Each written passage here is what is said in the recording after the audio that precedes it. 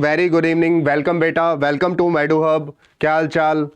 पढ़ाई अच्छे से चल रही है? देखो आज का जो सेशन है ना, वो आपको बहुत मार्क्स दिलाने वाला है नीट एग्जाम में।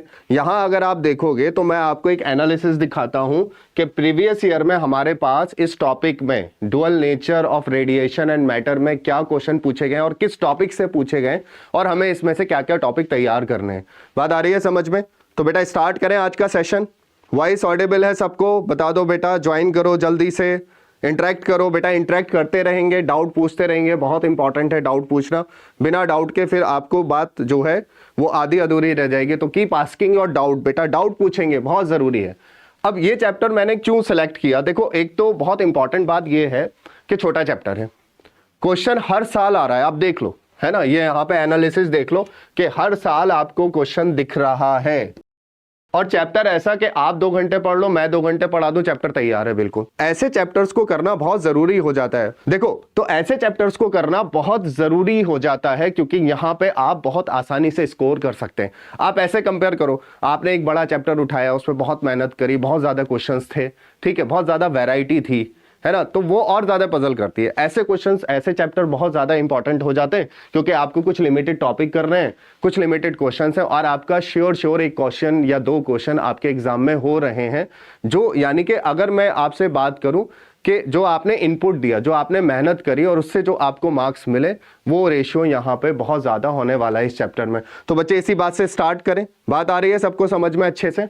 अब देखो यहाँ पे एक क्वेश्चन ये 2023 में, topic photo electric effect. Okay, अब मैं एनालिसिस ये क्यों बता रहा हूं क्योंकि जब मैं आपको चैप्टर पढ़ाऊंगा तो इन्हीं टॉपिक्स के अंदर मैं जो है सारी बातें कवर करूंगा, ठीक है। तो intensity in terms of photon and photo electric effect, ये जो 2 क्वेश्चन आए हैं वो कहां से आए बेटा? Intensity in terms of.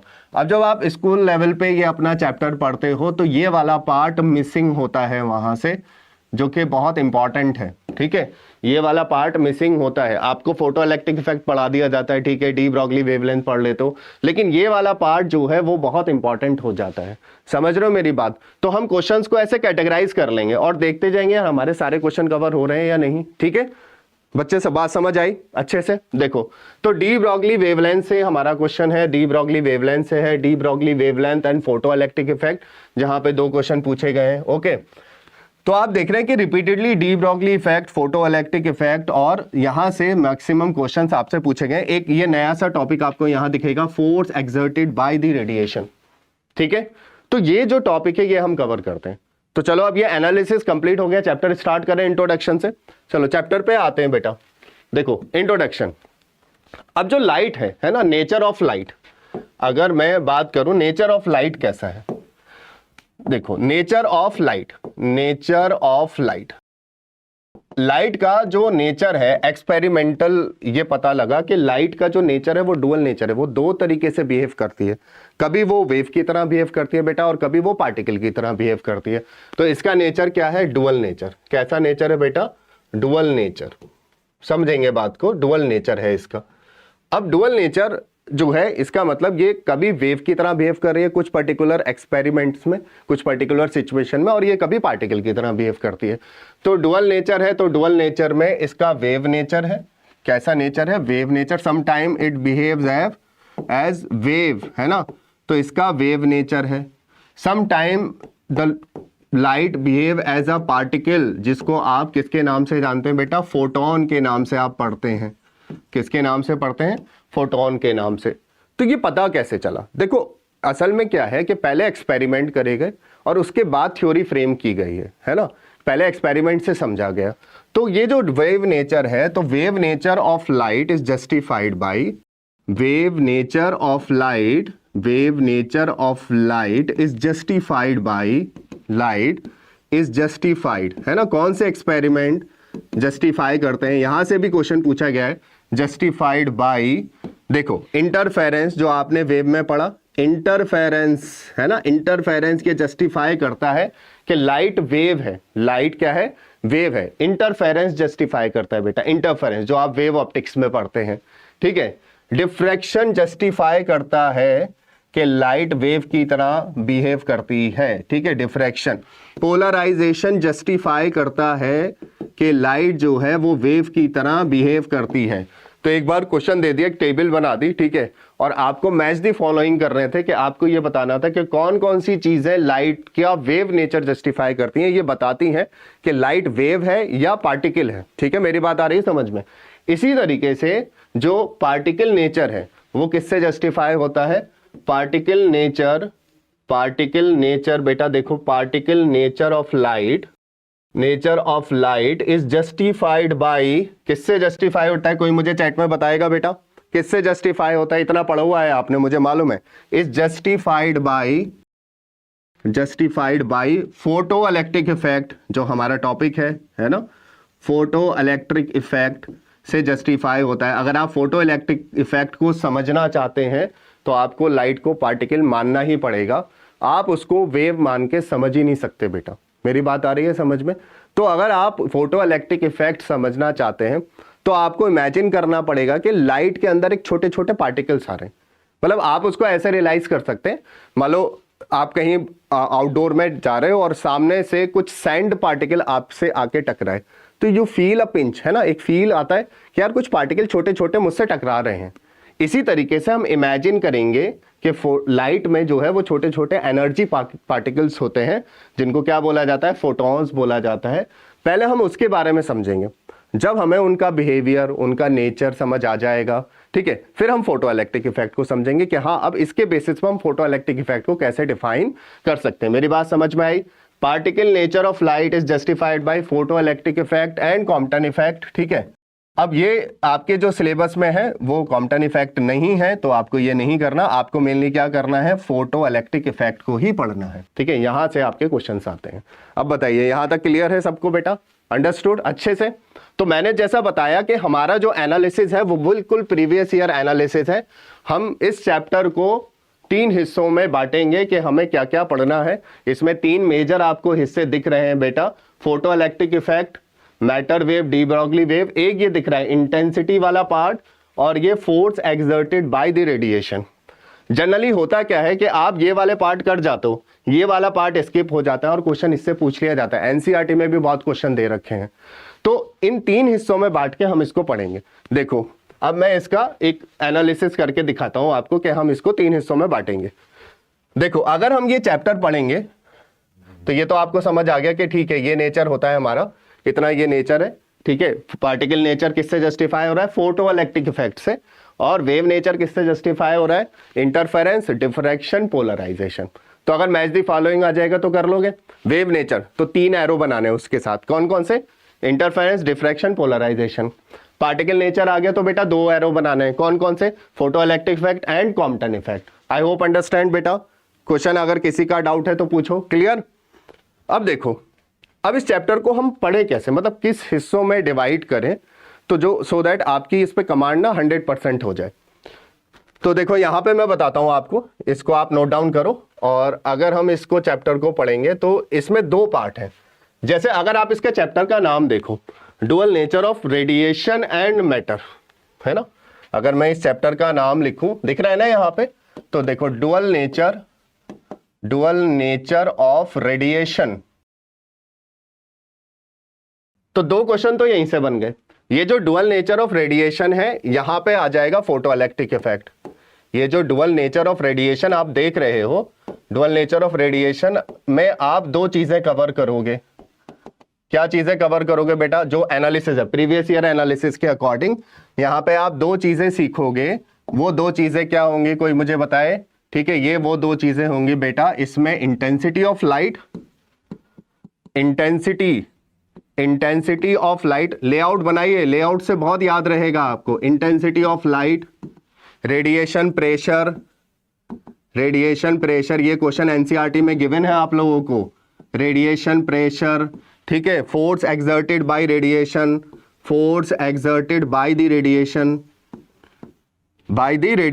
Radiation बेटा फोर्स लगाती है क्योंकि वो पार्टिकल की तरह बिहेव करती हैं, तो वो फोर्स भी लगाती हैं। ठीक है, radiation, force exerted by radiation. तो एक तो हिस्सा ये हो गया। एक इसमें पढ़ेंगे रेडिएशन वाले हिस्से में फोटो इलेक्ट्रिक इफेक्ट। क्या पढ़ेंगे बेटा? फोटो इलेक्ट्रिक इफेक्ट, है ना। Photo electric effect. अब फोटो इलेक्ट्रिक इफेक्ट में क्या पढ़ना है, पता तो होना चाहिए ना। फोटो इलेक्ट्रिक इफेक्ट में इसकी एक्सपेरिमेंटल, इसकी स्टडी और इसका मैथमेटिकल एनालिसिस, दो चीजें है ना। कौन सी दो चीजें बेटा, बनाओ लेआउट, लेआउट से बिल्कुल फिक्स होगा दिमाग में। क्या पढ़ेंगे बेटा, एक्सपेरिमेंटल स्टडी, एक्सपेरिमेंटल स्टडी पढ़ेंगे हम इसकी, और इसको हम कवर करेंगे यहां पे मैथमेटिकल एनालिसिस, है ना, मैथमेटिकल एनालिसिस। तो इसमें कुछ खास नहीं है, आइंस्टीन फोटो इलेक्ट्रिक इक्वेशन है और उसके ग्राफ हैं, तो वो ग्राफिकल एनालिसिस आपको आना चाहिए, जो कि मैं बहुत अच्छे से कवर कराऊंगा आपको। ठीक है, यहां तक क्लियर? किसी का कोई डाउट बेटा? इंटेंसिटी एंड फ्रीक्वेंसी बिल्कुल कवर करेंगे बेटा। ओके, अब ये जो है मैटर वाला है ना, कि मैटर भी दो कैरेक्टर शो करता है, यानी कि वो पार्टिकल तो है, वो कभी कभी वेव की तरह भी बिहेव करता है, जैसे इलेक्ट्रॉन। इलेक्ट्रॉन का नेचर पार्टिकल भी है और इलेक्ट्रॉन का नेचर वेव भी है, तो ये भी हमें कवर करना है। तो जैसे डुअल नेचर ऑफ रेडिएशन है, यहां पे हेडिंग बनेगी डुअल नेचर ऑफ मैटर। क्या बनेगा बेटा, डुअल नेचर ऑफ मैटर। बेटा इसके पीवाईक्यू करने के लिए आपको ये क्लासेस देखनी है, अपने प्रीवियस ईयर क्वेश्चन कर लीजिए, दैट्स ऑल, आपका क्वेश्चन 101% हो जाएगा। ठीक है, मैंने आपको बताया ना, इसमें आप जितनी मेहनत करोगे उसके हिसाब से रिवार्ड ज्यादा है। बड़े चैप्टर्स में ऐसा नहीं होता, क्योंकि बहुत ज्यादा सब टॉपिक्स होते हैं। तो यहां पे देखो dual nature of matter, dual nature of matter में आप पढ़ेंगे डी ब्रॉगली या मैटर वेव। क्या पढ़ेंगे, मैटर वेव। ठीक है, मैटर वेव पढ़ेंगे, या इसको हम बोलते हैं डी ब्रॉगली वेव, है ना, डी ब्रॉगली ने बताया था इसके बारे में, तो डी ब्रॉगली वेव। तो ये तीन हिस्से दिख रहे हैं, 1 2 3, है ना, ये तीन हिस्से दिख रहे हैं। एक ये है आपका, ठीक है, ये 2 है, दूसरा हिस्सा, ये तीसरा हिस्सा है। पूरा चैप्टर इसी में कवर होगा। देखो प्रीवियस ईयर एनालिसिस देखो, आपको यहां पे कोई भी इससे बाहर टॉपिक नहीं दिखाई देगा, है ना। तो हमने चैप्टर को क्या किया बेटा, 3 हिस्सों में बांट लिया, सो दैट हमारे जो पिछले 10 सालों में क्वेश्चन आए वो सारे कवर हो जाएंगे, और इसमें चैप्टर भी हमारा पूरा कवर हो जाएगा। ठीक है, तो ज्यादातर इंफेसाइज देखो डी ब्रॉगली पे भी है और फोटो इलेक्ट्रिक इफेक्ट पे भी है। लेकिन कभी कभी आपको धोखा देने के लिए, है ना, सरप्राइज देने के लिए क्या कर रहा है वो, intensity in terms of photon, force exerted and radiation pressure, इसके भी क्वेश्चन डाल रहा है। ठीक है, बात आ रही है समझ में? तो ये दोनों ही टॉपिक काफी इंपॉर्टेंट हो जाते हैं। आगे बढ़े, ठीक है, फुल। चलो देखो, तो आ जाते हैं इंट्रोडक्शन पे। हमारा इंट्रोडक्शन कवर हो गया कि भाई ये एनालिसिस है पूरे चैप्टर का। इंटेंसिटी सीखनी है, ये सीखनी है इंटेंसिटी, हमें फोटो इलेक्ट्रिक इफेक्ट की एक्सपेरिमेंटल स्टडी करनी है, मैथमेटिकल एनालिसिस करना है, और मैटर वेव के बारे में, डी ब्रॉगली के बारे में सोचना है ना, करना है। तो तीन हिस्से हो गए चैप्टर के। अब आपके माइंड में फिक्स हो गया कि भाई इससे बाहर कुछ नहीं आना, तो जो करना है वो इसी में करना है, जो क्वेश्चन करने हैं वो इस तरीके के करने हैं। चलिए नेक्स्ट स्लाइड पे जा रहा हूं बेटा, यहां तक किसी का कोई doubt? Okay, photo electric effect, है ना, फोटो इलेक्ट्रिक इफेक्ट चैप्टर को हम पहले फोटो इलेक्ट्रिक इफेक्ट के इन जनरल समझ लेते हैं, फिर इसका डिटेल एनालिसिस करेंगे। लेकिन अभी जो है फोटो इलेक्ट्रिक इफेक्ट के बाद हम कवर करेंगे कि इंटेंसिटी ऑफ लाइट कैसे डिफाइन होती है, फोटॉन्स क्या होते हैं, ये हमें समझना होगा, तभी हमें फोटो इलेक्ट्रिक इफेक्ट ना बहुत डिटेल में समझ आएगा। असल कॉन्सेप्ट हमारे तभी क्लियर होंगे। उससे पहले फोटो इलेक्ट्रिक इफेक्ट्स को बहुत डिटेल में समझने से पहले हमें कुछ बेसिक चीज सीखनी होंगी। वो बेसिक चीज क्या है बेटा, हमें सीखना होगा कि फोटोन की प्रॉपर्टीज क्या होती है ना। फोटोन जब इलेक्ट्रॉन के साथ टकराते हैं तो वो कैसे बिहेव करते हैं। तो ये छोटी छोटी चीजें जब हम इसको सीख लेंगे तब हमें फोटो इलेक्ट्रिक इफेक्ट बहुत इजी लगने लगेगा और हमारी समझ में आने लगेगा। ठीक है, तो फोटो इलेक्ट्रिक इफेक्ट होता क्या है? Metal surface. अब ये एक्सपेरिमेंटली पता चला है ना। जैसे सबसे पहला जो ऑब्जर्वेशन था वो हर्ट्ज एक्सपेरिमेंट का था, है ना। जो सबसे पहले ऑब्जर्वेशन था फोटो इलेक्ट्रिक में वो हर्ट्ज का था। हर्ट्ज ने ये देखा कि जब किसी मेटल सरफेस पे कौन सी रेडिएशन डालते हैं, यूवी रेडिएशन डालते हैं, तो वहां पे इलेक्ट्रिक डिस्चार्ज होता है tube and conduction takes place easily in the tube. यानी कि उनका क्या ऑब्जर्वेशन था, उनका ये ऑब्जर्वेशन था, उन्होंने एक इस तरीके से ट्यूब ले ली। देखो यहाँ पे ये ट्यूब है, इन्होंने यहाँ पे एक मेटल प्लेट लगा दी, यहाँ पे दूसरी मेटल प्लेट लगा दी। बेटा इसको नेगेटिव से कनेक्ट कर दिया, इसको पॉजिटिव, तो इसको बोल दिया एनोड, है ना। एनोड पॉजिटिव से कनेक्ट होता है, इसको बोल दिया कैथोड, कैथोड। और यहां पर यूवी रेडिएशन डाल दी, है ना, अल्ट्रा वाइट रेडिएशन, ये इसका सोर्स है। अब जैसे ये रेडिएशन इस पे आई, पहले तो इसमें कोई करंट फ्लो नहीं हो रहा था, तो करंट को मेजर करने के लिए कौन सा डिवाइस चाहिए बेटा, एमीटर लगा दिया। तो बीच में कोई कुछ नहीं है, वैक्यूम है। और करंट फ्लो होने के लिए क्या चाहिए होता है बेटा, करंट फ्लो होने के लिए क्या चाहिए होता है हमें। तो बेटा यहाँ पे क्या हुआ कि जब ये सोर्स से ये रेडिएशन आई, ये इस पे टकराई, तो यहाँ पे अचानक से इस एमीटर में डिफ्लेक्शन हुआ। अब डिफ्लेक्शन कब होता है बेटा, जब करंट फ्लो होता है। इसका मतलब यहां से कोई चार्ज पार्टिकल चला और वो ऐसे चल के जो है वो पॉजिटिव प्लेट के पास गया, नेगेटिव प्लेट से चल के, और ये सर्किट कंप्लीट हो गया। और इसमें करंट इलेक्ट्रॉन के फ्लो के अपोजिट डायरेक्शन में जो है वो फ्लो होने लगा। बात आ रही है समझ में, फ्लो होने लगा। इसका मतलब ये है कि जब ये रेडिएशन इस पे पड़ी तो इसमें से कुछ चार्ज पार्टिकल निकले, बट इसका एक्चुअल रीजन, इसका मैथमेटिकल एनालिसिस हर्ट्ज ने नहीं किया। वो फर्दर एक्सपेरिमेंट होते गए और इंफॉर्मेशन बढ़ती गई हमारी फोटो इलेक्ट्रिक इफेक्ट के लिए। इसके बाद जो है वो हैवलैक या लिनार्ड एक्सपेरिमेंट कंबाइन हुए और उन्होंने एक एक्सपेरिमेंट किया, इसका प्रॉपर एक्सपेरिमेंट, और फिर उसके बेसिस पे कुछ ग्राफ बनाए तो इसको फर्दर स्टडी करने के लिए, और वो ग्राफ आपके एग्जाम्स में आते हैं, वो हम डिटेल में डिस्कस करेंगे। तो फोटो इलेक्ट्रिक इफेक्ट है क्या, कि it is a phenomena of ejecting of electron by falling light of suitable frequency और suitable wavelength on a metal, है ना। कि जब भी कोई मेटल पर कोई लाइट फॉल होती है तो उससे क्या इजेक्ट होता है बेटा, इलेक्ट्रॉन इजेक्ट होता है। अब वो क्यों होता है, उसी का रीजन हमें इस चैप्टर में समझना है। तो हुआ क्या, देखो बहुत सिंपल सी बात है। यहां पे एक मेटल सरफेस हमने ले ली, क्या ले ली, मेटल सरफेस। मेटल क्यों ले रहे हैं बेटा, मेटल के पास फ्री इलेक्ट्रॉन होते हैं तो इसलिए ले रहे हैं। मेटल सरफेस हमने ले ली, अब इसके पास बहुत सारे फ्री इलेक्ट्रॉन, मेटल के पास होते हैं या फ्री इलेक्ट्रॉन, है ना। तो ये फ्री इलेक्ट्रॉन यहां पर है, फ्री इलेक्ट्रॉन्स, ये बहुत सारे फ्री इलेक्ट्रॉन्स हैं। अब यहां से ये लाइट बीम आ रही है, ये क्या है, लाइट बीम, ये लाइट बीम है। बात आ रही है समझ में। तो ये हुआ कि हाँ लाइट बीम आ रही है तो उसने एनर्जी दी और इलेक्ट्रॉन निकल गए। लेकिन बाद में कुछ एक्सपेरिमेंट ये करे गए इससे, जिससे ये पता चला कि ये सिर्फ लाइट बीम का काम नहीं है। लाइट बीम के अंदर एक छोटे छोटे पार्टिकल्स होते हैं, एनर्जी पार्टिकल, क्या बोलते हैं उनको, एनर्जी पार्टिकल। क्या बोलते हैं, एनर्जी पार्टिकल, जो कि क्या कहलाते हैं, फोटॉन्स कहलाते हैं। क्या कहलाते हैं, फोटॉन्स कहलाते हैं। अब ये फोटॉन्स क्या करते हैं, फोटोन आते हैं, इलेक्ट्रॉन को एक किक करते हैं और बाहर निकाल देते हैं। यानी कि फोटोन और इलेक्ट्रॉन के बीच में क्या होता है बेटा, इलास्टिक कोलिजन होता है। क्या होता है, इलास्टिक कोलिजन। फोटोन आया और इलेक्ट्रॉन को किक मारी और इलेक्ट्रॉन बाहर, इलेक्ट्रॉन यहां से निकल जाएगा इस तरीके से, सरफेस को छोड़ के चला जाएगा। तो बेसिकली ये जो कोलिजन वाला कॉन्सेप्ट है वो कभी वेव में हो सकता है, वो किस में होगा बताओ। जो कोलिजन वाला कॉन्सेप्ट है वो किस में होगा, कोलिजन ऐसी तो होता है, देखो कोलिजन समझो, एक बॉल ये रखी है, एक बॉल ये आ रही है, इसको टकराएगी, है ना। जब इस पे टकराएगी ये बॉल, तो जब इनके बीच में बेटा इंपैक्ट होगा तो ये एक दूसरे के ऊपर फोर्स लगाएंगे, ये इस पे फोर्स लगाएगी, ये इस पे फोर्स लगाएगी, एक्शन एंड रिएक्शन फोर्सेस, और ये बॉल इस पे फोर्स लगाने की वजह से ये छोटी वाली बॉल आगे चलने लगेगी। यही तो होता है कोलिजन में। तो ये जो कोलिजन वाला कॉन्सेप्ट है ये वेव मान के नहीं समझाया जा सकता जब तक हम ये ना माने कि लाइट जो है वो किससे बनी है, छोटे छोटे एनर्जी पैकेट से बनी है, जिनको क्या बोला जाता है बेटा, फोटोन। क्या बोला जाता है बेटा, फोटॉन्स बोला जाता है। Sir what is the deflection, ठीक है बताता हूं बेटा। तो ये बात आ गई समझ में कि ये जो फोटॉन्स हैं, ये फोटॉन्स आ रहे हैं, अब कितनी स्पीड से आते हैं वो सब हम डिटेल में पढ़ेंगे, ठीक है। और ये फोटोन इस इलेक्ट्रॉन से टकराएंगे और इलेक्ट्रॉन को किक आउट कर देंगे, बोले तू निकल भाई यहां से। बात आ गई समझ में।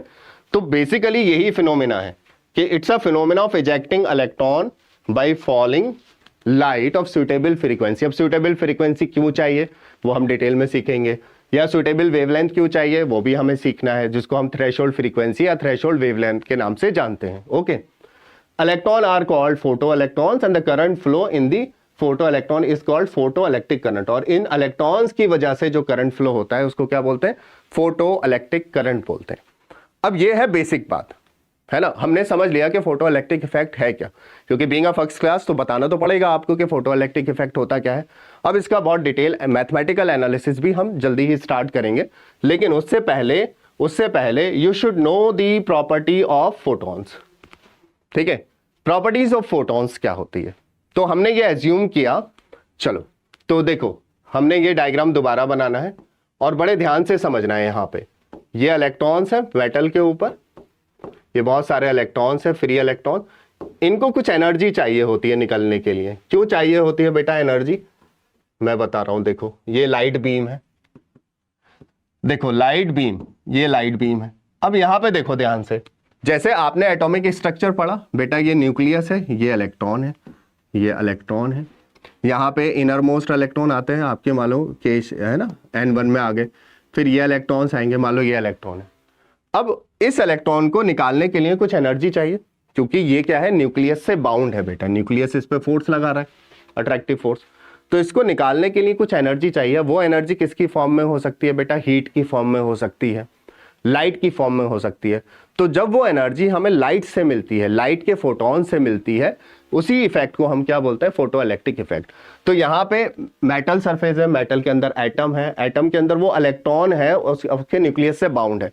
तो यहां से ये फोटोन आया, ये फोटोन आया, ठीक है, इस फोटोन ने इस इलेक्ट्रॉन को नॉकआउट कर दिया और इसको यहां से निकाल दिया, और ये इलेक्ट्रॉन इधर इजेक्ट हो गया, है ना। इलेक्ट्रॉन क्या हो गया बेटा, इजेक्ट हो गया। मेरी बात आ गई समझ में, इलेक्ट्रॉन क्या हो गया, इजेक्ट हो गया। क्लियर है यहां तक बात, किसी का कोई डाउट यहां तक, ठीक बेटा। ये रिफ्लेक्शन जो है ना, अभी क्योंकि फोटो इलेक्ट्रिक इफेक्ट समझ रहे हम कर रहे हैं, तो अभी रिफ्लेक्शन में आगे बढ़ेंगे कि भी रिफ्लेक्शन, रिफ्लेक्टिंग सरफेस क्या होती है और एब्जॉर्बिंग सरफेस क्या होती है, फिर हम उसको फोटॉन्स के टर्म्स में बताएंगे। तो आप थोड़ा वेट करिए, अभी नेक्स्ट स्लाइड पे आता हूं तब मैं आपको बताता हूं, ठीक है बेटा। ओके, तो इस तरीके से ये फोटोन आया, फोटोन ने इस इलेक्ट्रॉन को एनर्जी दी और इसको नॉकआउट करके बाहर निकाल दिया, ठीक है। अब फोटोन की अपनी क्या प्रॉपर्टी होती है। अब फोटोन एक इमेजिनरी पार्टिकल है, जिसको हमने ये एज्यूम किया है कि ऐसा ये पार्टिकल है और इसका ऐसा बिहेवियर है। तो वो बिहेवियर क्या है और उससे रिलेटेड कैलकुलेशन क्या है, वो समझना बहुत जरूरी है। तो सबसे पहला है, in interaction of radiation with matter, radiation behave as made up of particle called photons, है ना।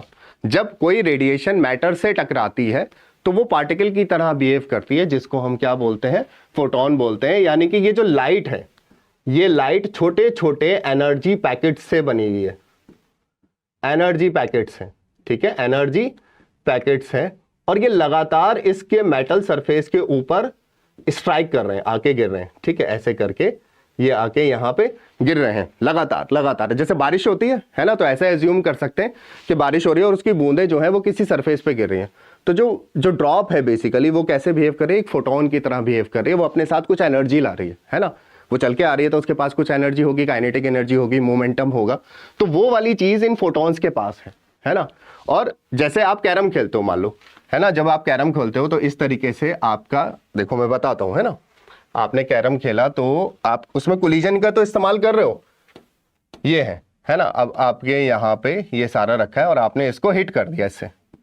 तो जैसे ही इससे हिट किया, तो आपने जब इसको इस तरीके से हिट किया तो इसके पास क्या है बेटा, काइनेटिक एनर्जी है, मोमेंटम है, और ये इन वाले इससे जाके टकराएगा और इनको बिखेर देगा। यानी कि इसकी एनर्जी जब कोलिजन के बाद इनमें ट्रांसफर हो जाएगी।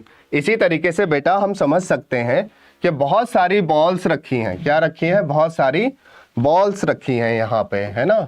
ये बॉल्स रखी हैं, बहुत सारी छोटी छोटी बॉल्स हैं, ठीक है। एक वाइट कलर की बॉल है, आपने इसको स्ट्राइक करा, आपने इसको एनर्जी दी, आपने इसको काइनेटिक एनर्जी दी, और जब ये टकराएगी, इससे कोलाइड करेगी, तो अपनी एनर्जी इसको ट्रांसफर कर देगी। सेम काम फोटोन कर रहा है, क्योंकि फोटोन हमने क्या माना, पार्टिकल माना है। तो ये जो फोटोन है, इनके पास बेटा कुछ एनर्जी होगी, इनके पास कुछ मोमेंटम होगा, और जब ये इलेक्ट्रॉन से आकर टकराएंगे तो अपनी एनर्जी इलेक्ट्रॉन को दे देंगे और इलेक्ट्रॉन इजेक्ट हो जाएगा। आई बात मेरी समझ में क्लियर है, क्या फिनोमेना हो रहा है। तो जब तक हम इसको पार्टिकल नहीं मानेंगे, जब तक हम ये फिनोमेना नहीं समझ सकते, इस फिनोमेना को समझने के लिए हमें लाइट को पार्टिकल मानना पड़ेगा। क्योंकि क्या होता है, फोटोन और इलेक्ट्रॉन के बीच में इलास्टिक कोलिजन होता है बेटा। क्या होता है, इलास्टिक कोलिजन, अंडरस्टूड। तो एनर्जी ऑफ ईच फोटोन क्या होती है, ये बहुत सारे फोटोन दिख रहे हैं, इसको डायग्राम को दोबारा बनाएंगे समझाने के लिए। देखो बहुत सारे फोटोन आपको दिख रहे हैं, ये लाइट बीम है, इधर देखो बेटा, ये लाइट बीम है हमारी, है ना, लाइट बीम है, ये लाइट बीम है। और ये आगे बहुत काम आएगा कॉन्सेप्ट, इसमें ये छोटे छोटे छोटे क्या है, फोटॉन्स हैं। क्या है ये सब? फोटॉन्स। अब हर फोटोन की जो एनर्जी है वो फिक्स है, ऐसा नहीं है कि कोई फोटोन ज्यादा एनर्जी का है, कोई फोटोन कम एनर्जी का है। इन्होंने टोटल एनर्जी को अपने में बराबर बांट लिया है। और एनर्जी ऑफ ईच फोटोन, बेटा एनर्जी ऑफ ईच फोटोन क्या होगा? एनर्जी ऑफ ईच फोटोन हमारे पास होगा, ठीक है, एनर्जी ऑफ ईच फोटोन हमारे पास होती है। बेटा कोई बताओ चैट में क्या होता है फार्मूला, क्या होता है formula energy of each photon? देखो एनर्जी ऑफ ईच फोटोन होता है E is equal to h nu. E is equal to h nu. H क्या है? Planck's constant. और एनर्जी E क्या है? एनर्जी। और ये क्या है? फ्रीक्वेंसी। तो E क्या हो गया? Energy of each photon. लिखते जाओ बेटा, energy of each photon, her photon की एनर्जी है ये, हर फोटोन बराबर एनर्जी है, इसमें कोई भेदभाव नहीं है। हर फोटोन बराबर एनर्जी लेकर आ रहा है, जो कि किसका फंक्शन है? फ्रीक्वेंसी का फंक्शन है। किसका फंक्शन है? फ्रीक्वेंसी का फंक्शन है। और यहां पर H हो गया प्लैंक्स कांस्टेंट। प्लैंक्स कांस्टेंट क्या हो गया बेटा? Planks constant. और ये फ्रीक्वेंसी। अब देखो सबसे पहला क्वेश्चन इसी से बन जाएगा, अभी देखता हूं मैं तुम बता पाते हो या नहीं। Frequency, okay. पहला क्वेश्चन इसी बात से बनेगा कि अगर मैं कहूं कि रेड लाइट है और एक वायलेट लाइट है, किसके फोटोन की एनर्जी ज्यादा होगी? जल्दी से चैट में बताओ बेटा, यहीं से एक क्वेश्चन बन जाएगा फटाफट। हमारा एक क्वेश्चन ये बन जाएगा कि आउट ऑफ रेड और वायलेट लाइट किसके फोटोन की एनर्जी ज्यादा होगी? रेड लाइट के फोटोन की एनर्जी ज्यादा होगी या वायलेट की?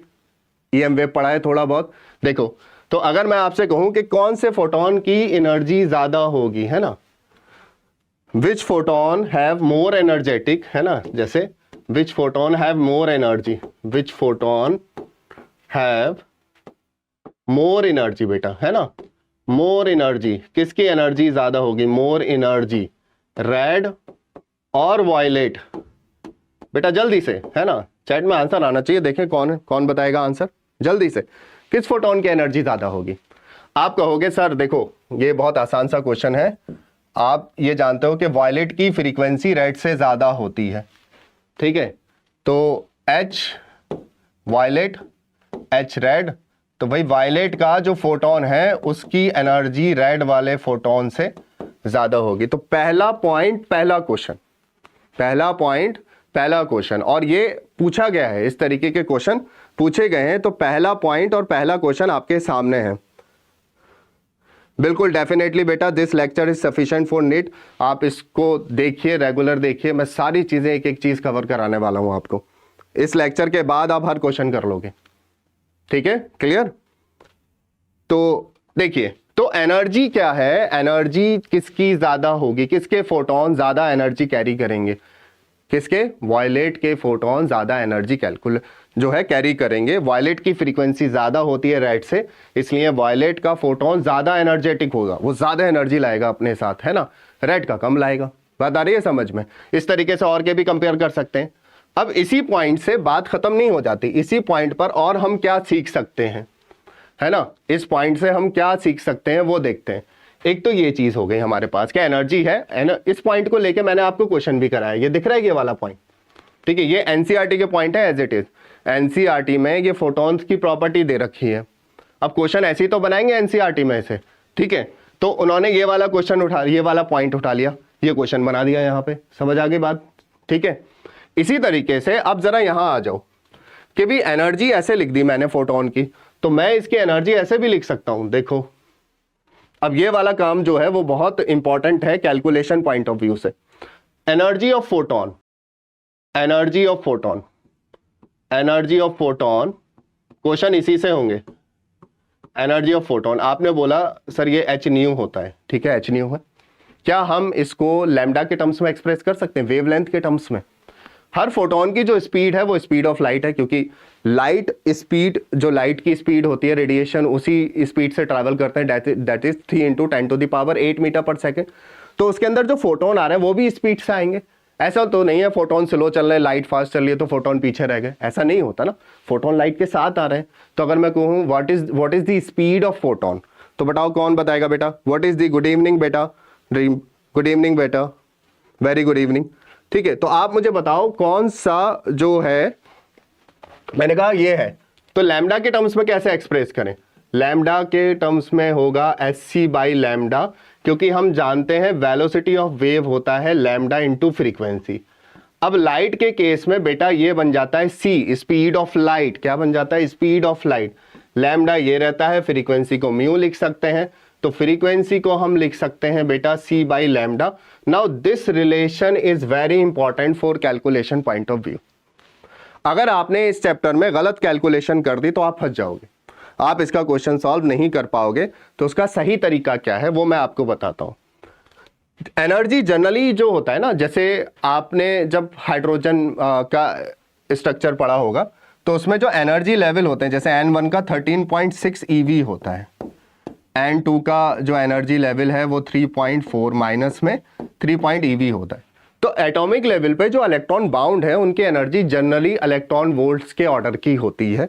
तो हम यहाँ पे एनर्जी इलेक्ट्रॉन वोल्ट के ऑर्डर में ही ज़्यादातर कैलकुलेट करते हैं, हम उसको जूल के टर्म्स में कैलकुलेट नहीं करते, अवॉइड करते हैं। मजबूरी है तो कर लेंगे जूल के टर्म्स में कैलकुलेट, लेकिन हम पहला प्रेफरेंस किसको देंगे बेटा? हम पहला प्रेफरेंस देंगे कि हम जो एनर्जी बेटा कैलकुलेट करेंगे वो किस में कैलकुलेट करेंगे? इलेक्ट्रॉन वोल्ट में। बिल्कुल बात लिख लोगे, नोट कर लो अगर आप इसके क्वेश्चन सॉल्व करना चाहते हो। आपने कहीं ना कहीं अगर जूल के चक्कर में फंस गए तो आपका क्वेश्चन होता होता रह जाएगा, कोई फायदा नहीं है, कैलकुलेशन में फंस जाओगे। तो इसको हम लिखते हैं, इसको अगर मैं 12,400 लिख दूं, एससी के प्रोडक्ट को हम लिख सकते हैं 12,400। कैसे याद रखना है? 12,400 और वेवलेंथ अगर आप एंगस्ट्रॉन में लिखो तो ये जो हमारी एनर्जी आएगी बेटा वो इलेक्ट्रॉन वोल्ट में आएगी। वेरी इंपॉर्टेंट रिलेशन, ठीक है। आप न्यूमेरिकल जो है फटाफट करते चले जाओगे, कैलकुलेशन बिल्कुल इजी हो जाएगी इससे। आपको ये रिलेशन याद रखना है, ऐसे याद रखना है 12,400 उधार दे दिया और उसने आपको लौटाए नहीं, तो याद रहता है, उधार याद रहता है। तो 12,400 ये नंबर है, ठीक है, और ये लैम्डा है एंगस्ट्रॉन में, ठीक है, समझ रहे हो। अगर आप ये वैल्यू डालते हो तो फटाफट आपको एनर्जी जो है वो मिल जाएगी इलेक्ट्रॉन वोल्ट में, और ये कैलकुलेशन आपको बहुत बहुत हेल्प करने वाली है। इलेक्ट्रॉन वोल्ट में निकालेंगे। अच्छा, इलेक्ट्रॉन वोल्ट और जूल में क्या रिलेशन होता है? इलेक्ट्रॉन वोल्ट और जूल में क्या रिलेशन होता है? देखो अभी मैं इसी पॉइंट से बता रहा हूं क्या क्या क्वेश्चन बन जाएंगे आपके। अभी मेरी बात यहीं पर अटकी हुई है ना।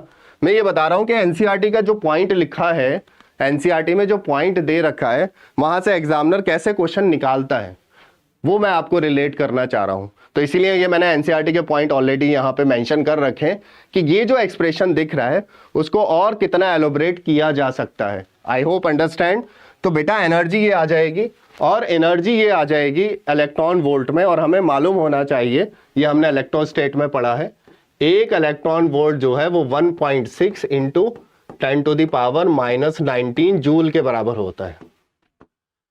तो मान लो अगर आपको एनर्जी जूल में निकालनी भी पड़ जाए तो कोई दिक्कत वाली बात नहीं है। आप सीधा क्या करो बेटा, आप इलेक्ट्रॉन वोल्ट में एनर्जी निकाल दो, बाद में अगर उसको जूल में कन्वर्ट करना है तो आप उसको 1.6 इंटू 10⁻⁻19 जूल से मल्टीप्लाई कर दीजिए, आपको एनर्जी पता चल जाएगी। उसको डायरेक्टली जूल में निकालने की कोशिश ना करें, ऐसा बहुत रेयर होगा। 99% आपको जो एनर्जी मिलेगी इस चैप्टर में वो इलेक्ट्रॉन वोल्ट में मिलेगी। किसमें? इलेक्ट्रॉन वोल्ट में। मेरी बात आ रही है समझ में? तो इसलिए ये ध्यान रखें, ये दो रिलेशन याद रखें। आपकी जो कैलकुलेशन वाला पार्ट है कि फोटोन की एनर्जी कैसे कैलकुलेट करें वो यहां से कवर हो जाएगा। समझ रहे हैं मेरी बात को? अब देखो मैं जैसे एक एग्जाम्पल देता हूं। मैंने मान लो लैम्डा आपको दे दिया 4000 एंगस्ट्रॉन, है ना। अब ये भी समझ लो 1 एंगस्ट्रॉन कितना होता है बेटा? 10⁻⁻10 मीटर के बराबर होता है, जिन लोगों को नहीं मालूम है। ओके, अब ये रेडिएशन है, इसकी एनर्जी निकालनी है। ये रेडिएशन है, इसकी एनर्जी निकालनी है। कैसे निकालूं इसकी एनर्जी?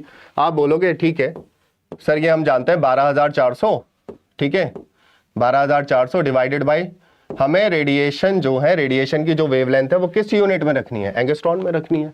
हम यहाँ पे पुट कर देंगे, सॉल्व कर देंगे, जितना हमसे सॉल्व हो जाएगा ये सॉल्व हो जाएगा, ठीक है। ये हमारा हो जाएगा 12.4 divided by 4 and it will be 3.1 electron volt. Joule में निकालना है तो इसको 3.1 से मल्टीप्लाई कर दो, 1.6 इंटू 10⁻⁻19 और आपको एनर्जी पता चल जाएगी। लेकिन कभी कभी क्या करेंगे वो, कभी कभी लैम्डा को नैनोमीटर में दे देंगे, है ना। ये तो इसका एक तरीका हो गया बेटा, यहां मैं लिख देता हूं, ये तो इसका एक तरीका हो गया, ये एनर्जी हो गई। This is first way. Second way क्या बनेगा, लैम्डा आपको यूनिट बदल के दे दिया, कैसे दे दिया, लैम्डा इज इक्वल टू आपको यूनिट बदल के दे दिया 400 नैनोमीटर। ठीक है, अब क्वेश्चन नहीं बदला, यूनिट बदल दी, क्वेश्चन नहीं बदला है। देखो वो ये वाला वैल्यू और ये वाली वैल्यू बेटा सेम है, बदला ही नहीं है क्वेश्चन। आपको लग रहा है यूनिट कन्वर्ट करने के लिए आपको लग रहा है, तो अब ये एंगस्ट्रॉन में कैसे कन्वर्ट करें, है ना, ये तो नैनोमीटर में है, तो नैनोमीटर में यही वैल्यू होगी या कुछ और होगी। देखो तो अगर आप देखो कि 4 एंगस्ट्रॉन है, इसका मतलब होता है बेटा 4000 इंटू 10⁻⁻10। ठीक है, और नैनोमीटर होता है 10⁻⁻9 मीटर, पता है ये। तो अगर मैं इसको ऐसे लिख दूं 10⁻⁻1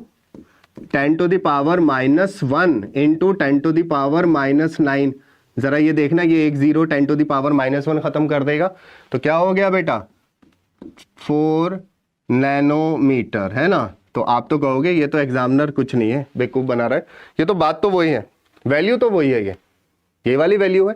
तो आप इसको 4000 लिखें या 400 नैनोमीटर लिखें, बात एक ही है। और जब आप एनर्जी निकालेंगे तो ये किस में होना चाहिए, एंगस्ट्रॉन में होना चाहिए, आप नैनोमीटर में नहीं रखेंगे। तो अगर आप इसकी कैलकुलेशन करेंगे तो आप 400 नैनोमीटर को 4000 एंगस्ट्रॉन लिखेंगे, कैलकुलेट करेंगे, एनर्जी वही आ जाएगी।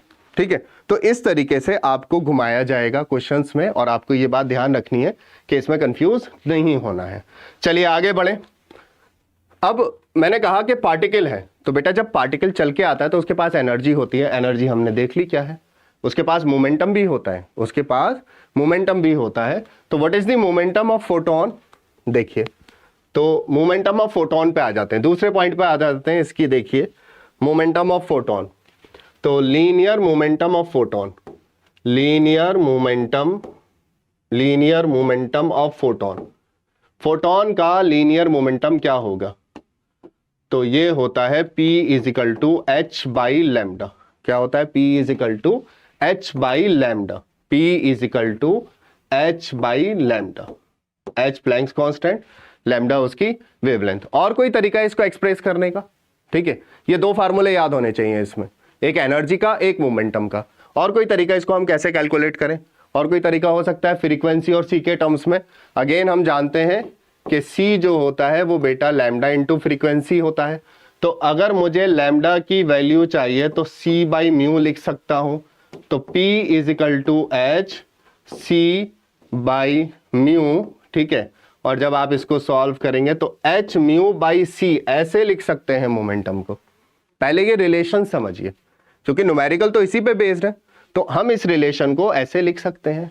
अच्छा, आपने ये याद कर रखा है ये एनर्जी होता है, तो आप लिख सकते हैं कि मोमेंटम जो है वो एनर्जी बाई सी भी लिखा जा सकता है। प्लीज नोट इट डाउन, है ना। यहाँ पे तो एक ही रिलेशन दे रखा है, हमने सारे रिलेशन कर लिए, मोमेंटम एच बाई लैम्डा होगा।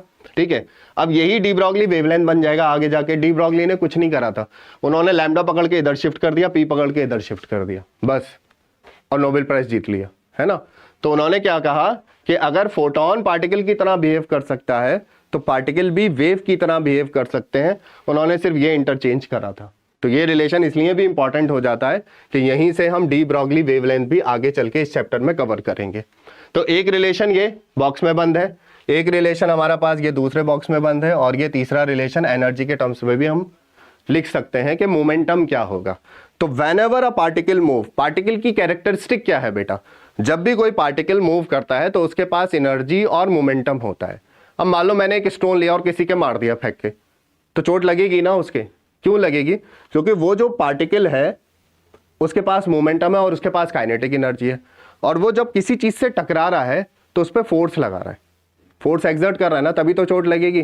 तो बिल्कुल यहां पर यही एज्यूम करना है कि छोटे छोटे फोटॉन्स आ रहे हैं और वो लगातार इलेक्ट्रॉन से टकरा रहे हैं और इलेक्ट्रॉन पे इंपैक्ट डाल रहे हैं, और वो इंपैक्ट क्या कर रहा है, इलेक्ट्रॉन को मेटल सरफेस से निकाल रहा है। मेरी बात आ रही है समझ में, यस और नो।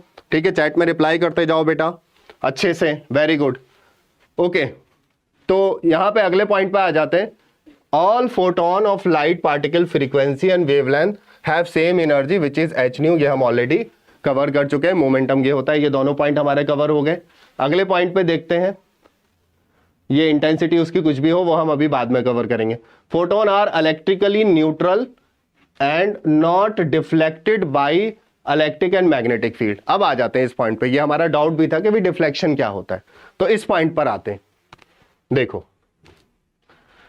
एक है फिजिकल पार्टिकल, एक है इमेजिनरी पार्टिकल। जैसे मैं अगर एक फिजिकल पार्टिकल की बात करूं, इलेक्ट्रॉन या प्रोटॉन, है ना, एक है हमारा पार्टिकल। अब ये पार्टिकल हमने बहुत सारे पढ़े हैं।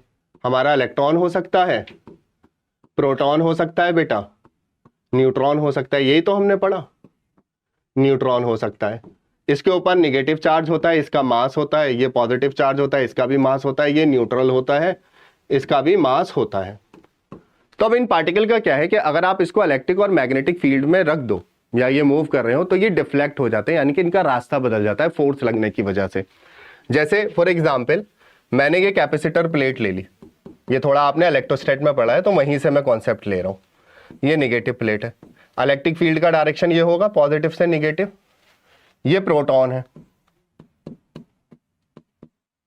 तो जैसे ये प्रोटॉन ऐसे चलना स्टार्ट करेगा, आप बताओगे इस पे फोर्स किधर लगेगी? बताओ। प्रोटॉन पॉजिटिव चार्ज होता है बेटा, प्रोटॉन पॉजिटिव चार्ज होता है, तो ये पॉजिटिव इसको रिपेल करेगा तो फोर्स इधर लगेगी।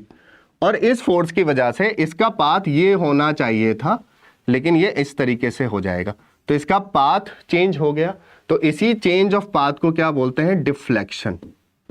क्या बोलते हैं बेटा? डिफ्लेक्शन। ये अपने पाथ से हट गया, डिफ्लेक्ट हो गया, तो इसको डिफ्लेक्शन बोलते हैं।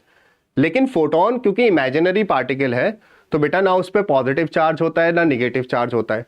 तो अगर वो किसी इलेक्ट्रिक या मैग्नेटिक फील्ड में, जैसे फॉर एग्जांपल एक लेजर लाइट है और आप उसको इस फील्ड में से पास कर दो, तो क्या वो लाइट पॉजिटिव या निगेटिव की तरफ बेंड हो जाएगी या सीधी चली जाएगी? बताओ आप मुझे चैट में, क्या होना चाहिए बताइए। अगर मैं ये लाइट यहां से डाल दूं तो वो डिफ्लेक्ट होगी या नहीं? वो तो लाइट सीधी चली जाएगी, क्योंकि लाइट पर एक्सटर्नल फील्ड का कोई असर नहीं पड़ता, एक्सटर्नल मैग्नेटिक फील्ड का कोई असर नहीं पड़ता। तो यहां पे ये जो पॉइंट दे रखा है वो बिल्कुल सही दे रखा है कि फोटोन इलेक्ट्रिकली न्यूट्रल होते हैं और वो डिफ्लेक्ट नहीं होते इलेक्ट्रिक और मैग्नेटिक फील्ड से, बिल्कुल डिफ्लेक्ट नहीं होते, सीधी चली जाएगी। आपने लाइट डाली कोई लेजर से और साइड में आपने बहुत सारा चार्ज रख दिया, बहुत सारी प्लेट पे चार्ज दे दिया कैपेसिटर की, और उसके बीच में से लाइट पास करो, वो डिफ्लेक्ट नहीं होगी बेटा, सीधी जाएगी। तो यही पॉइंट है कि जो फोटॉन्स हैं वो बेटा डिफ्लेक्ट नहीं होते, बिल्कुल नहीं होते एक्सटर्नल इलेक्ट्रिक और मैग्नेटिक फील्ड से। In photon and particle collision such as photon electron collision the total energy and total momentum are conserved. अब ये हम पढ़ेंगे जब हम फोटो इलेक्ट्रिक इफेक्ट को आइंस्टीन थ्योरी के हिसाब से समझेंगे, तब हम इस पॉइंट को कवर करेंगे कि जब उनके बीच में कोलिजन होता है तब बेसिकली एनर्जी और मोमेंटम कंजर्व रहता है। ये आपने बेसिक प्रिंसिपल पढ़े हैं, कंजर्वेशन ऑफ एनर्जी और कंजर्वेशन ऑफ मोमेंटम। तो प्रॉपर्टीज क्लियर है। अभी जो आपको प्रॉपर्टीज की जरूरत है वो इन सारी प्रॉपर्टीज की जरूरत है आगे के डिस्कशन को समझने के लिए। चलो आगे बढ़े, ठीक है। ये वाला पॉइंट भी कवर होगा, ऐसा नहीं कि ये वाला पॉइंट कवर नहीं होगा, लेकिन इसके लिए हमें थोड़ा वेट करना पड़ेगा। चलिए फोटो इलेक्ट्रिक इफेक्ट में इंटेंसिटी समझते हैं, क्योंकि जब हमें यह समझ आएगा तब फोटो इलेक्ट्रिक इफेक्ट और बेटर समझ आना स्टार्ट हो जाएगा। इंटेंसिटी होता क्या है? Intensity of light in terms of wave. चलो मैं आपको सिंपल एग्जांपल देता हूं। मान लो आपके रूम में एक ये बल्ब लगा हुआ है ना, इसकी कुछ पावर होगी, है ना, इसकी कुछ पावर होगी। हर बल्ब की पावर होती है, मान लो 20 वाट का बल्ब है ना, देखो ये बल्ब है, सोर्स है ना, इससे रेज निकलेंगी, आपको मालूम है रेज निकलेंगी, ये रेज है, ऐसी तो बनाते हो आप रेज बेटा, ये रेज है। अब आप ना एक अपनी नोटबुक ले लो और इस लाइट सोर्स के पास जाओ, तो क्या होगा? वो जो नोटबुक की सरफेस है उस पर लाइट ज्यादा पड़ेगी या कम पड़ेगी? मान लो ये अभी नोटबुक यहां थी हमारी, है ना, इसको अगर मैं पीछे ले जाऊं तो यहां पर जो पर यूनिट एरिया है, यानी कि ये जो इस सरफेस का यूनिट एरिया है, इस पे लाइट ज्यादा पड़ेगी क्योंकि ये सोर्स के नजदीक है। और जैसे ही मैं इसको दूर ले जाता हूं इस पे लाइट कम हो जाएगी। तो ये जो किसी सरफेस पर लाइट फॉल होती है बेटा, उसको क्या बोलते हैं? इंटेंसिटी। यानी कि किसी भी एक यूनिट एरिया पर जो लाइट एनर्जी फॉल होती है उसको क्या बोलते हैं? इंटेंसिटी बोलते हैं। ये इसलिए टॉपिक इंपॉर्टेंट है कि इंटेंसिटी आपको वेव ऑप्टिक्स में भी काम आएगा क्वेश्चन सॉल्व करने के लिए, और बेटा यहाँ पे फोटॉन्स के भी क्वेश्चन सॉल्व करने या जो फोटो इलेक्ट्रिक इफेक्ट के जो न्यूमेरिकल हैं, जो मैंने आपको बताया कि इंटेंसिटी, फोर्स और प्रेशर पे न्यूमेरिकल पूछे गए, उसको सॉल्व करने के लिए हमें ये टॉपिक समझना जरूरी है। ठीक है, यहां तक clear? Any doubt? Any doubt? Anybody has any doubt बेटा? ठीक है, चलो बेटा। तो बेसिकली क्या है कि ये जो स्क्रीन है, अगर ये आप सोर्स के नजदीक ले जा रहे हो तो इस पे रोशनी बढ़ती चली जाएगी, ऐसे समझो, बिल्कुल जनरल है ना। ये सोर्स है बेटा, इससे लाइट निकल रही है बहुत सारी, एक बल्ब लगा दिया हमने छोटा सा, है ना, पॉइंट सोर्स मानना है अभी, है ना, आपके सिलेबस में पॉइंट सोर्स है, तो ये हमने पॉइंट सोर्स लगा दिया है ना, छोटा सा बल्ब है, और मैं यहां लिख भी देता हूं, ये क्या है बेटा, पॉइंट सोर्स। क्या है? पॉइंट सोर्स लगा दिया। अब जब मैंने ये पॉइंट सोर्स लगाया और मैं इस स्क्रीन को पास ले जाऊं, इस सरफेस को पास ले जाऊं, जैसे जैसे पास लेता जाऊंगा इस स्क्रीन पर क्या होगा बेटा, लाइट बढ़ती चली जाएगी, इस पे इंटेंसिटी, इस पे ज्यादा लाइट गिरनी स्टार्ट हो जाएगी। इसी चीज को क्या बोलते हैं? इंटेंसिटी बोलते हैं। क्या बोलते हैं? इंटेंसिटी। तो डिफाइन कैसे करें, मैथमेटिकली कैसे लिखें, वो समझते हैं। दूर जा रहे हैं तो इंटेंसिटी कम हो रही है, ठीक है, बात आ रही है समझ में। तो ऐसी जैसे मान लो सन है, तो सन की जो लाइट है वो अर्थ पे ज्यादा पड़ेगी या जुपिटर पे ज्यादा पड़ेगी, मतलब पर यूनिट एरिया देखना है, यूनिट एरिया पे। तो जैसे जैसे हम सोलर सिस्टम में दूर जा रहे हैं, सन की रोशनी कम होती चली जा रही है। तो इन एग्जांपल से आप समझ सकते हैं कि इंटेंसिटी बेसिकली होता क्या है। तो अगर हम इसको मैथमेटिकली डिफाइन करें तो intensity is nothing, it's energy, है ना। अगर इंटेंसिटी आप डिफाइन करें तो क्या होता है बेटा, इंटेंसिटी सिंपली होता है एनर्जी, जो एनर्जी फॉल हुई लाइट की फॉर्म में, divided by time divided by area. ठीक है, मेरी बात आ रही है समझ में। किसी यूनिट एरिया पर लाइट एनर्जी, कौन सी एनर्जी बेटा, लाइट एनर्जी। ये कौन सी एनर्जी है, लाइट एनर्जी, लाइट की फॉर्म में जो एनर्जी है, किसी यूनिट एरिया पर जो एनर्जी फॉल हुई उसको क्या बोलते हैं, इंटेंसिटी। अब आप इसकी यूनिट बताओ कि यूनिट से कैसे पहचानोगे। तो बहुत सिंपल तरीका है कि अगर मैं इस इंटेंसिटी को, ये वाला पोर्शन देखूं, जरा बताना ये एनर्जी अपॉन टाइम क्या होता है। अगर आप इसको ध्यान से देखें तो बेटा ये इंटेंसिटी होता है पावर, है ना, पावर, एनर्जी अपॉन टाइम क्या होता है, पावर अपॉन एरिया। और एसआई यूनिट की मैं इसकी बात करूं तो बहुत सिंपल है, वॉट पर मीटर स्क्वायर, वॉट पर मीटर स्क्वायर। बिल्कुल याद कर लो, कभी कभी जो है वो लैंग्वेज ऐसे दिया जाता है कि आपको समझ नहीं आएगा, जैसे कभी कभी इसको एनर्जी फ्लक्स बोल दिया जाएगा। अब कैसे पहचानोगे, इंटेंसिटी की बात हो रही है तो इसको क्या बोल दिया जाएगा, एनर्जी फ्लक्स। तो अगर इसको एनर्जी फ्लक्स बोल दिया गया तो बेसिकली आप इसकी यूनिट से पहचानोगे। यूनिट से कैसे पहचानोगे कि अगर यूनिट वॉट पर मीटर स्क्वायर लिखी है बेटा, क्या लिखी है, वॉट पर मीटर स्क्वायर, तो इसका मतलब वो जो आपको क्या दे रखा है, इनडायरेक्ट वे में न्यूमेरिकल में इंटेंसिटी दे रखी है। यूनिट से पहचान लोगे तो ये तरीका है इसको पहचानने का। इसको डिफाइन कैसे करें, जैसे मान लो ये पॉइंट सोर्स है ना, ये पॉइंट सोर्स है। अब इससे रेस निकलनी है इस तरीके से, हम रेस के टर्म्स में समझ रहे हैं पहले, फिर इसको फोटोन के टर्म्स में समझेंगे बेटा, है ना। तो ये रेस निकलनी है चारों तरफ लाइट से। तो ये रेस जो है वो 2D नहीं है, 3D है। जैसे इलेक्ट्रिक फील्ड हुआ करती थी हमारी इलेक्ट्रोस्टैट में, तो ये 3D है। क्या है, 3D है। एक सोर्स है, बहुत सारी, जैसे एलईडी है उससे रोशनी निकल रही है, लाइट निकल रही है, तो इस एलईडी से निकल रही है। तो ये जो एनर्जी है ये इन स्फीयर्स में डिवाइड हो रही है, इस स्फीयर के ऊपर डिस्ट्रीब्यूट हो रही है। बात आ रही है समझ में। तो अगर हमें इंटेंसिटी निकालनी है इस केस में पॉइंट सोर्स में, तो हम यहाँ पे क्या लिख सकते हैं बेटा, इंटेंसिटी यहाँ लिख सकते हैं, इंटेंसिटी यहाँ लिख सकते हैं हम पावर अपॉन एरिया। अब एरिया क्या है, मान लो ये रेडियस आर का स्फीयर है तो 4 पाई आर स्क्वायर ऐसे लिख सकते हैं, या सिंपली एरिया लिख सकते हैं। और ये क्या है, पावर ऑफ सोर्स। बेटा ये जो सोर्स लिखा है ना, इसकी पावर कितनी, इसकी पावर इस स्फीयर में डिस्ट्रीब्यूट हो गई। और ये बात किसके लिए वैलिड होगी, सिर्फ और सिर्फ पॉइंट सोर्स के लिए वैलिड होगी। किसके लिए, पॉइंट सोर्स के लिए वैलिड होगी। अब ये हमारे काम का इस चैप्टर में नहीं है ना, ये आपको वेव ऑप्टिक्स में बहुत हेल्पफुल है। अब इसको फोटॉन्स के टर्म्स में कैसे समझें, तो फोटॉन्स के टर्म्स में हम इसको ऐसे समझेंगे कि ये मान लीजिए सोर्स है हमारे पास। अब मैं यहाँ पे देखो डॉटेड बनाता हूँ एक लाइन, आप समझना बात को। ये मैंने डॉटेड लाइन ले ली, ये देखो, ये रे को मैंने कैसे मान लिया बेटा, लाइट को। ये जो डॉट डॉट दिख रहे हैं ना, ये फोटॉन्स है। क्या है ये, फोटॉन्स। ये छोटे छोटे छोटे फोटॉन्स आ रहे हैं, दिख रहे हैं ये डॉटेड डॉटेड। तो ये जितने भी डॉटेड चीजें आपको दिख रही हैं यहाँ पे, ये फोटॉन्स आ रहे हैं लाइट के में। लाइट में क्या होते हैं, फोटॉन्स होते हैं। और मैंने यहाँ पे एक सरफेस ये ले ली बेटा, एक सरफेस ये ले ली, और इतनी ही एरिया की दूसरी सरफेस ले ली मैंने।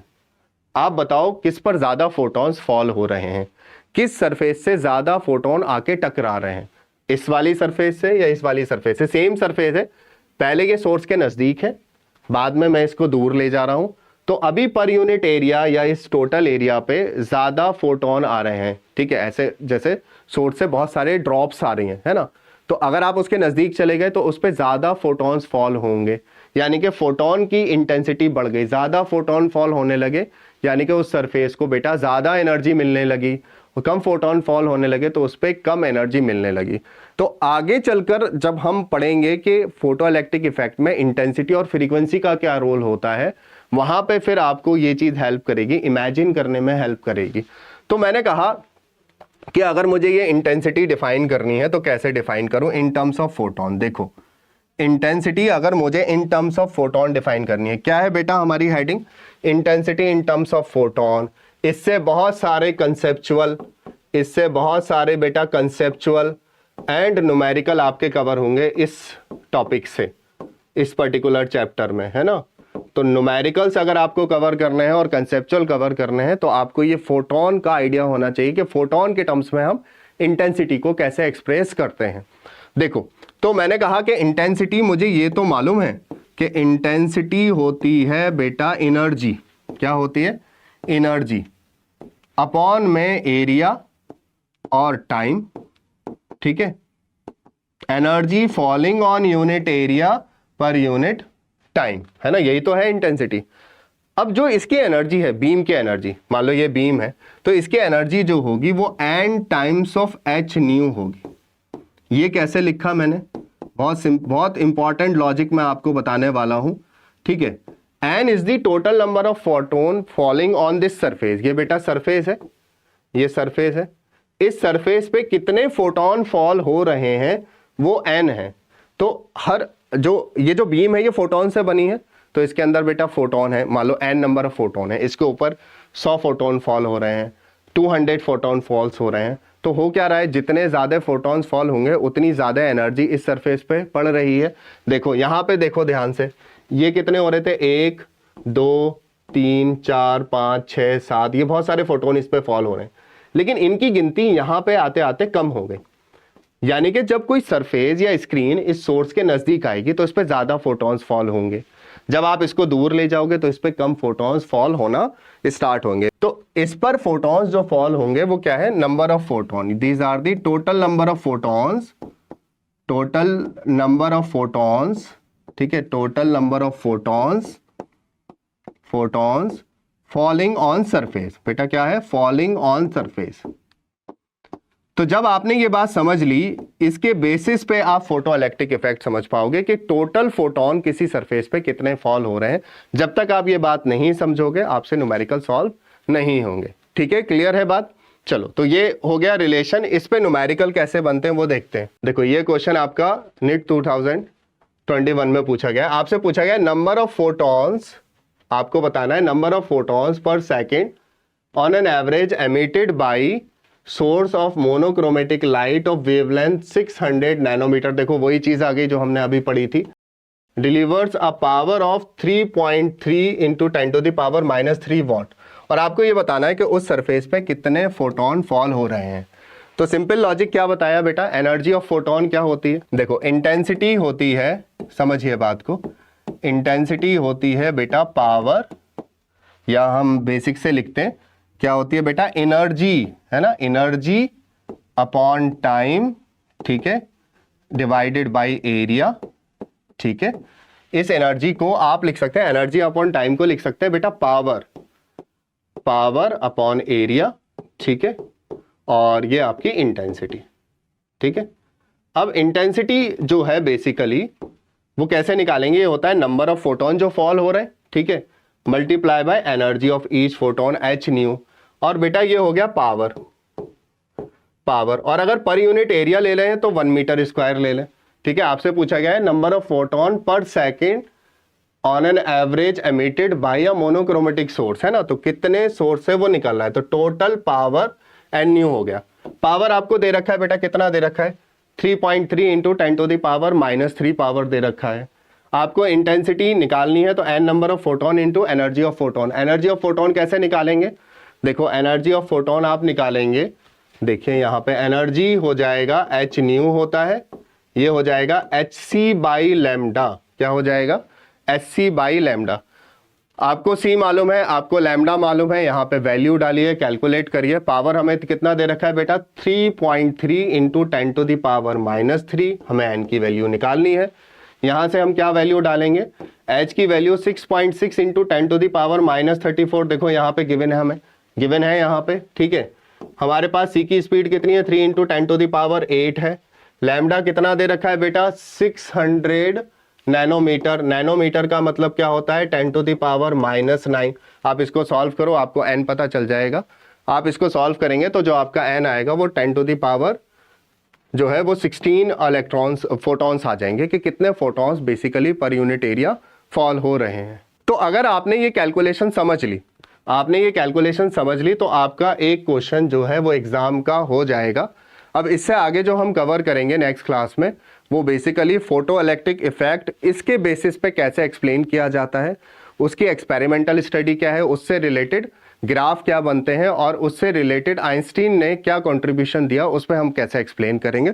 Till then goodbye, take care बेटा, अच्छे से न्यूमेरिकल करना। नेक्स्ट क्लास में हम फोटो इलेक्ट्रिक इफेक्ट को कंटिन्यू करेंगे।